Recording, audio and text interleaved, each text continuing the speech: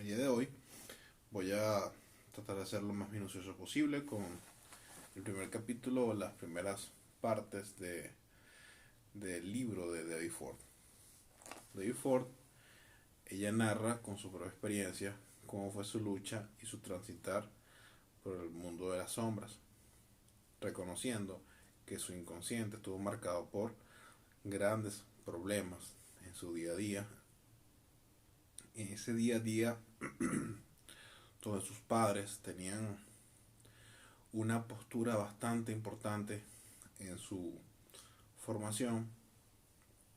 Ella relata bastante de que ella viene de una familia judía, pero quería parecer la típica joven rubia americana, y eso generó bastantes problemas, sobre todo en mantener una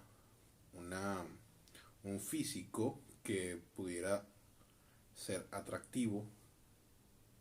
Entonces pasó a tener grandes problemas desde el punto de vista alimenticio, luego para poder interactuar con personas que se encontraban a su alrededor. Y ella sí, en más de una ocasión, dice, tuve una lucha muy importante en mi vida, incluso voces que me desconcertaban por completo respecto a mi identidad. La coexistencia de mensajes positivos y negativos era continua. Y entonces, de esa lucha interior, no nada más había sino mensajes positivos y advertencias negativas. Muchas personas a las que se acercaba le decían que era una lucha de hormonas, un problema hormonal. Entonces, ella tenía bastante importante en ese momento que tenía que callar o acallar esas voces. Y él relata que si no hubiese acallado esas voces, no hubiera podido continuar con la vida, con su vida. No obstante,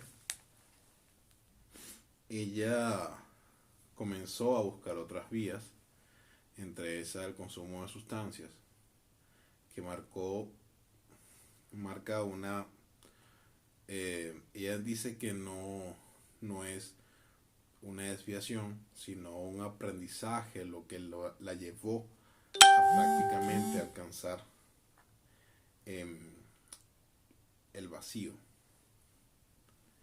Comenzó con el consumo de cannabis y luego fue transitando al, al estar dentro del movimiento hippie. Entonces, ella dice que más bien esos buenos momentos que se producían producto del consumo de sustancias tenían también malos momentos o momentos peores producto de toda esa oscuridad dentro de su inconsciente y esas luchas internas.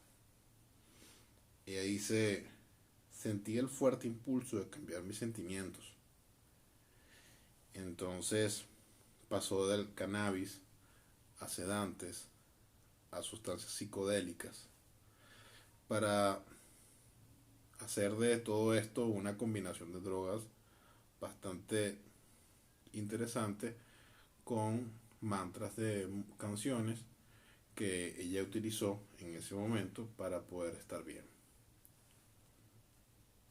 Entonces, ella dice que con el tiempo entendió que esos impulsos peligrosos, a la final, son, son formas de inducir estados de conciencia, pero de manera temporal y no permanente, y que se van con el tiempo, generando sensaciones, percepciones y sentimientos que son ajenos a nosotros y no forman parte de nosotros. Entonces, era una forma de hundirse cada vez más, de hacerse daño, de esconder demonios que tenía dentro, demonios internos. Ya tenemos que hablar de esto, es como más esas situaciones inconscientes que marcaban nuestra existencia, que marcan nuestra existencia. Y ese impulso de ocultar esos demonios no era más que el impulso de ocultar lo que viene siendo la vergüenza y el no merecimiento de su día a día. Hasta que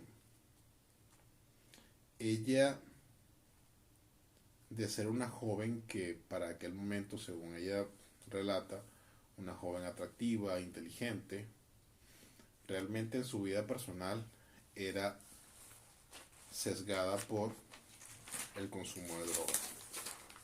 Y para ese momento su pertenencia bastante activa al movimiento hippie.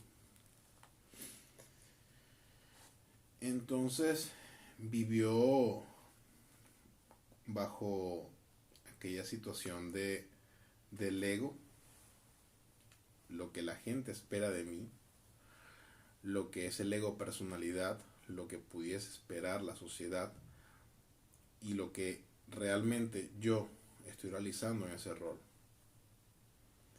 Y ella sentía de que tantas figuras yoicas en sí misma, de tener que ocultar su consumo de sustancias, de tener que ocultar situaciones de su infancia, de tener que ocultar situaciones que le costaban reconocer, hubo un colapso, o era inminente un colapso. Ella hubo un momento en su vida de que su sombra la controló, y por más de que fuera impulsada por muchos sentimientos de soledad, desconocía su identidad y desconocía la razón por la cual estaba en el mundo. Entonces ella dice que comenzó o inicia un viaje oscuro hacia la sombra. Siempre he tenido como este libro, esta parte del libro, este capítulo de David Ford, como el libro o la parte del libro más importante. Ella dice que nunca imaginó estar en un psiquiátrico sobre su mismo vómito, así tal cual, luego de colapsar completamente e intentar suicidarse. También en entrevistas o en situaciones de su vida, ella lo interpreta así, como una sensación que ameritaba la autodestrucción, que a la final se rendía hacia su lado oscuro. Y su propia oscuridad huía, según relata acá, textualmente lo voy a leer, es la propia oscuridad de la que huía durante la primera parte de mi vida, lo que ahora es mi pasión, y lo que me recarga para ayudar a otros en este viaje mágico a través de la psique humana, para que vivan a la luz de su máxima expresión. Dice ella que intimar con la sombra es una de las aventuras más fascinantes y fructíferas que se puede emprender, y te invita a todos aquellos campeones de sombras que lo hagamos. Entonces ella dice que es un yo que uno va descubriendo, y esos aspectos repudiados y ocultos por uno mismo, uno puede sacar cosas muy positivas, o digamos cosas muy buenas, para poder alcanzar el conocimiento inconsciente colectivo e inconsciente individual propio, llegando a las metas que nos podemos trazar. Entonces tiene uno que enfrentarse, bajo la conclusión de David Ford, hay que enfrentarse a lo que esas partes a las que uno les teme, y a veces reconocer que tenemos un mecanismo que nos obliga o nos incita a ocultar situaciones de nuestra sombra que son luminosas. Eso es parte del lado oscuro de la sombra. Reforzar el repudio hacia formas de ser de nosotros que nos pueden ayudar inconscientemente a alcanzar metas. Por eso es que hablamos del lado luminoso y el lado oscuro de la sombra.